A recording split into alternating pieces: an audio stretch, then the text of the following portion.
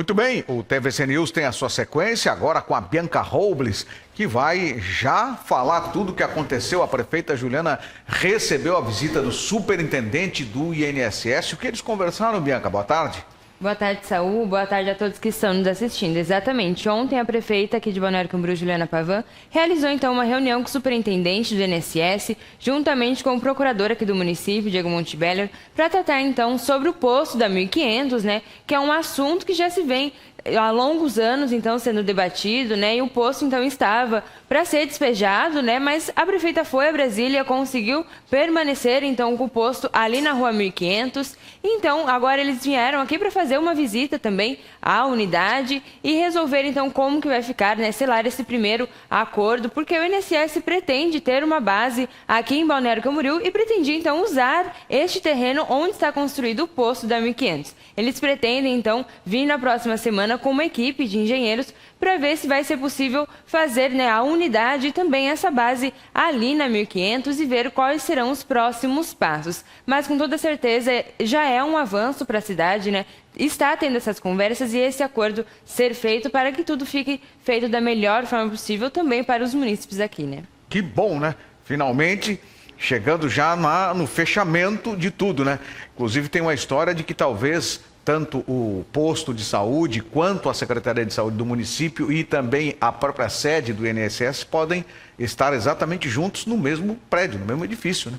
Exatamente, Saúl. Todos pretendem, então, fazer com que use ali, né, o terreno da 1500, é um terreno muito grande, né? Então, há a possibilidade de todas essas unidades ficarem, então, no mesmo local. Muito obrigado, Bianca Robles, pela sua participação. Uma boa tarde. Que a quarta-feira seja bem mais tranquila do que ontem, né? Que teve aquela chuvarada lá perto das 4 horas da tarde. Muito obrigado, uma excelente tarde de quarta-feira para você. Exatamente, Saúl. Ainda falando sobre a chuva de ontem, né? Ontem nós falamos aqui que iria ocorrer, então, a inauguração, né? A reinauguração do Ney Pequeno Mundo, mas por conta dessas chuvas acabou sendo, então, né? Adiada essa inauguração e ela vai ser, então, feita numa próxima data, mas as aulas já retornaram nesta quarta-feira. Agora sim, um bom dia a todos e uma excelente quarta-feira, Saúl. Cara, desculpa, acabei te atropelando ainda. Tinha mais um assunto que era a chuva de ontem. Muito obrigado, Bianca Robles. Excelente tarde para você. Obrigado pelas informações. Muito obrigada, Saúl. Até amanhã. Vamos conferir então, já que falamos aqui da chuva de ontem, como fica o tempo agora para o período da tarde de hoje na nossa região.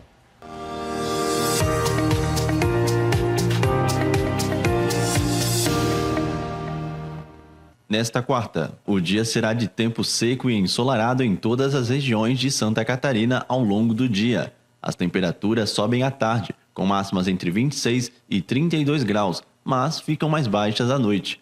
Os ventos sopram de sul a sudeste, com intensidade fraca a moderada. Essas condições são influenciadas por um sistema de alta pressão no sul do Brasil, trazendo ar mais seco e um pouco mais frio.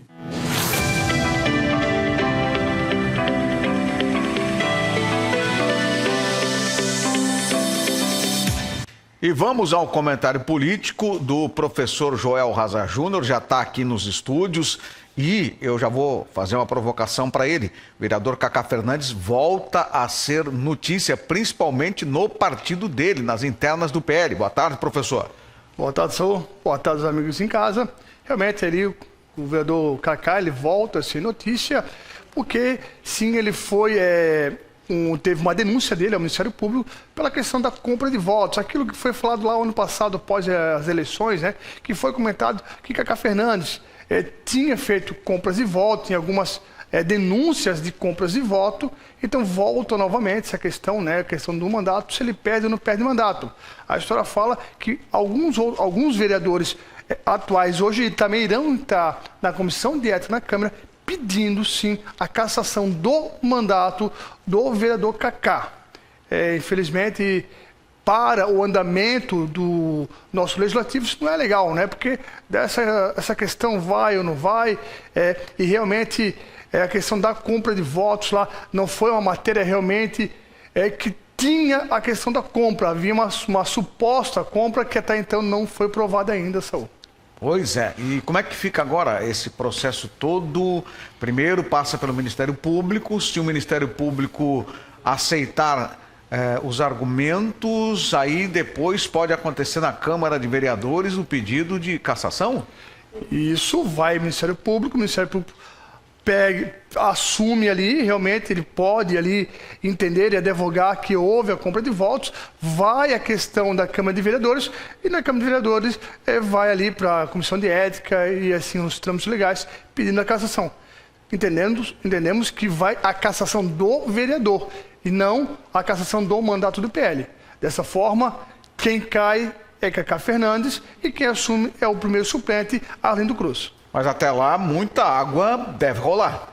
Sim, muitas coisas irão acontecer ainda. Não foi o primeiro vereador a ser cassado, já houve outro vereador que teve algo muito próximo, não de compra de votos, mas questões internas, questões de entendimento da postura do vereador, né? Porque a comissão de ética ela vai valer o quê? A ética do vereador. Uma hora que ele não tem a ética ou está fora da ética, daquilo que se entende que um vereador deve ser, ele realmente pode ser cassado. Assunto nacional. Eduardo Bolsonaro diz que não volta, pelo menos tão cedo, para o Brasil. Pediu sua licença na Câmara dos Deputados Federais. Qual que é o reflexo disso? Hoje o grande debate nacional, é a questão de Eduardo Bolsonaro, que ele vai aos Estados Unidos, lá ele pede lá um asilo político, né?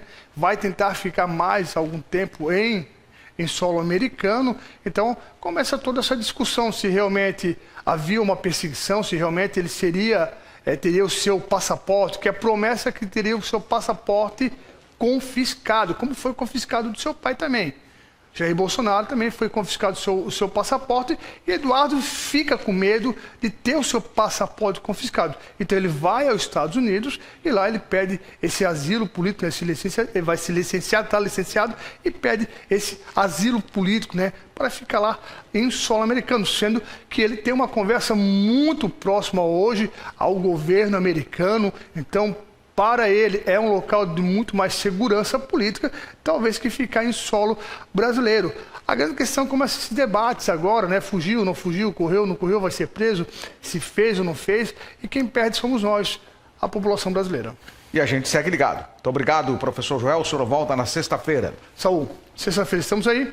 Um abraço a todos. Muito obrigado. Bom, para fazer o fechamento aqui, a gente vai dar uma olhada como foi a Conferência Municipal da Pessoa Idosa que aconteceu no dia de ontem no IFC, o campus do IFC Camboriú. O auditório do IFC Camboriú foi palco para a Conferência Municipal da Pessoa Idosa e debateu eixos temáticos que incluem o financiamento de políticas públicas, fortalecimento da proteção à saúde e cuidados integrais, enfrentamento à violência e abandono, participação social e fortalecimento dos direitos da pessoa idosa. A conferência que acontece no município, ela é uma das melhores conferências, porque a comunidade vem participar, né? Os grupos vêm participar. E quando essa comunidade participa, ela traz as suas necessidades. As propostas são necessárias, né? Porque é por meio da escuta da população idosa que a gente consegue propor quais são as ações que a gente precisa melhorar dentro do município. Então, o Conselho Estadual ele está bem alinhado com os municípios para articular e fazer acontecer todas as conferências dentro do máximo de municípios no estado e toda essa articulação do Conselho Estadual com o Conselho Municipal está acontecendo exatamente porque a gente quer melhorar ainda mais essa política pública a nível nacional. As propostas da conferência serão levadas posteriormente para a Conferência Estadual que acontece em agosto e em seguida para a Conferência Nacional, que acontece durante o mês de novembro em Brasília. O momento abre espaço para o diálogo entre o governo e a sociedade civil, reforçando a importância da participação social para garantir os direitos da população idosa. É de suma importância a participação, porque são onde nós discutimos políticas públicas e discutimos como devemos avançar para garantias de direitos da população que é contemplada por aquele Conselho Municipal. Então, é importantíssimo que toda a população tenha essa consciência e venha participar, porque são reuniões públicas abertas a todos que queiram participar. De acordo com o IBGE de 2022, Camboriú possui mais de 9 mil idosos, sendo 9,55% da população. Antes de fazer o encerramento do TVC News, a gente vai a Camboriú para falar com a repórter Icla Araújo. Ela está ao lado do procurador-geral do município de Camboriú, Dr. Wilson Albino. Icla, boa tarde. Boa tarde, Saúl. Boa tarde a todos que nos acompanham, né? Hoje nós estamos aqui do lado do Procurador-Geral do município de Camboriú, o Wilson, que vai trazer algumas informações para a gente sobre a TAC, né, que foi assinada essa semana junto ao Ministério Público, que resolve aí a questão da contratação dos servidores públicos, né? Primeiramente, boa tarde, procurador. Boa tarde, Ícala. Boa tarde, Saul. Quero cumprimentar todos da TVC Panorama, né? E aos ouvintes, os telespectadores que estão acompanhando essa programação tão importante que sempre abre espaço para nós podermos trazer as situações decorrentes do município de Camboriú. Primeiramente, vamos falar um pouquinho sobre essa TAC, né? Sobre o que ela significa para o município. Essa TAC ela é muito importante. Isso é uma herança que nós recebemos do governo anterior com relação a muitas irregularidades referente aos cargos do município de Camboriú. Essas irregularidades, elas estão entre os cargos comissionados, os cargos efetivos e principalmente os cargos contratados, os famosos ACTs, né, que são aqueles cargos que geralmente são contratados a partir de um processo seletivo. O que vem ocorrendo no município de Camboriú com relação a essa situação dos ACTs? Nós temos servidores, por exemplo, que já estão aí há mais de 20 anos servindo o município, trabalhando pelo município somente através de processo seletivo. O Ministério Público e também o Tribunal de Contas do Estado, Ícala, eles entendem o seguinte, que o processo seletivo ele é para suprir uma lacuna temporária, especificamente, e não manter por tanto tempo servidores ocupando um cargo público específico.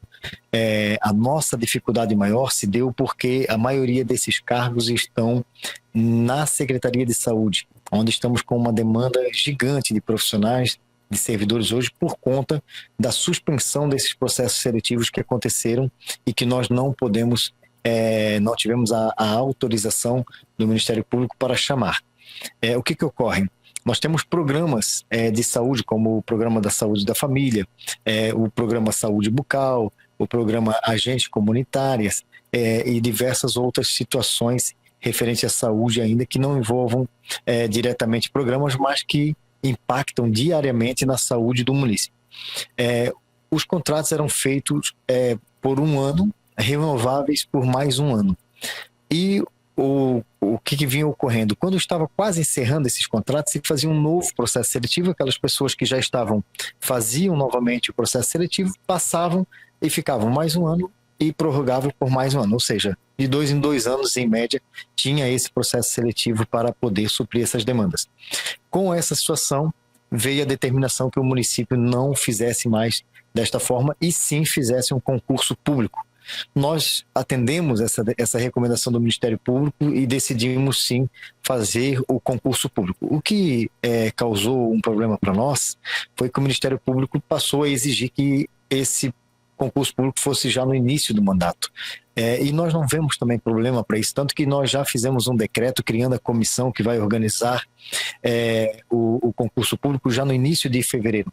O problema todo é o tempo hábil para chamar essas pessoas do concurso público. Até que se efetive, se organize e comece a fazer os chamamentos, a gente levaria aí 6, 7 meses de repente para o concurso público. E a nossa emergência é agora.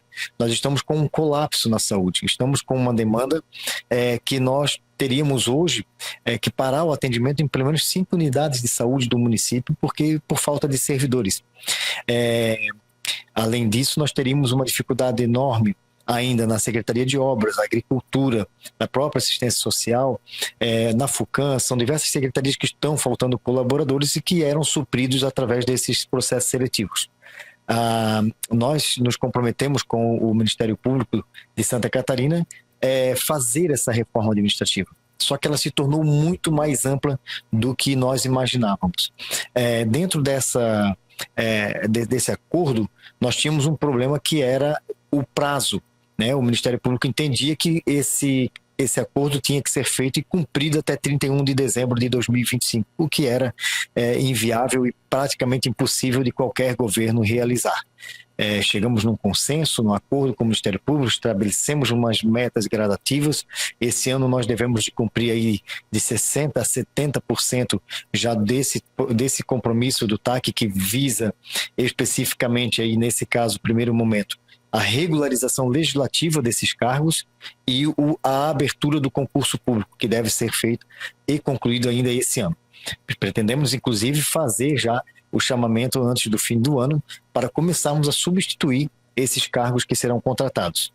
A boa notícia nisso tudo é que nós conseguimos, com a assinatura do TAC, a pedido do prefeito Leonel Pavan, que estava, inclusive, muito preocupado com toda essa situação e vinha pedindo que dessemos atenção total, conseguimos chamar os processos seletivos que estão abertos. Então, nós já estamos chamando os processos seletivos, vamos conseguir fazer essas contratações e, posteriormente, substituí-las no decorrer do tempo com os aprovados do concurso público no município de Camboriú.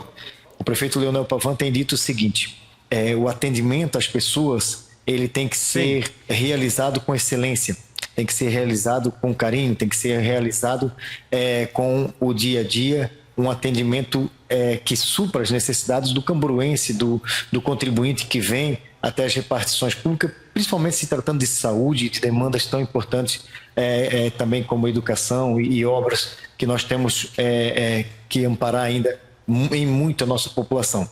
Então o prefeito pediu que fizéssemos tudo isso pensando no bem-estar do camboruense, do bem-estar do contribuinte e fizéssemos toda a tramitação o mais breve possível. Com essa situação, chegamos no consenso, então, de proporcionar a assinatura do TAC na sexta-feira passada, às 16 horas. Nós assinamos esse compromisso com o Ministério Público em gabinete e agora vamos ter muito trabalho pela frente para deixar a maior reforma administrativa da história do município de Camboriú. É importante até destacar que esse era um compromisso do prefeito de plano de governo, né, fazer uma reforma administrativa, mas com a situação em andamento do que nós herdamos dessa desestruturação administrativa que estava no município de Camboriú, vai sair antes até mesmo do previsto por conta desse acordo com o Ministério Público. Olha, Icla, muito obrigado aí, agradece ao procurador, muito obrigado e uma boa tarde para você e o procurador Wilson Albino.